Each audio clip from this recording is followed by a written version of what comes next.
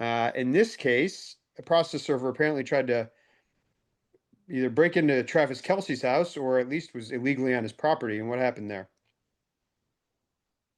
The process server was trying to serve allegedly a deposition subpoena on Taylor Swift and apparently tried to hop Travis Kelce's fence in Kansas, right? Like they're Kansas City, Kansas, not Kansas City, Missouri.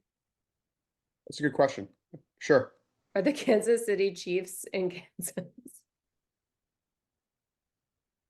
I mean, I should Why know don't the we? answer to I should know the answer to that. I feel like, first of all, I think this was not prudent regardless, because wouldn't you be afraid to be like shot off of someone's property by a security guard or something like that, or by the homeowner themselves? I mean, that doesn't seem beyond the realm of possibility. Someone is jumping your fence at 2 o'clock in the morning.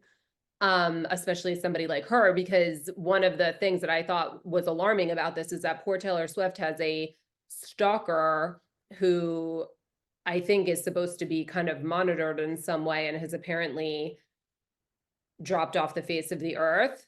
So I feel like that's pretty scary. And then to have somebody kind of like jumping over your fence. But anyway, he was arrested. I guess he was an ex-police officer turned process server.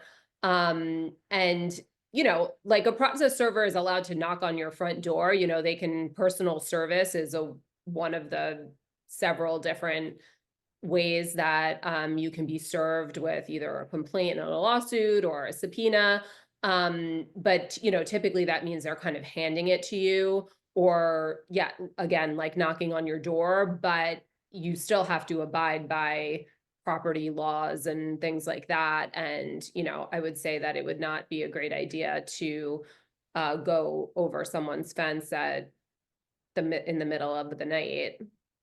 Obviously, he was We, arrested, so that was wrong.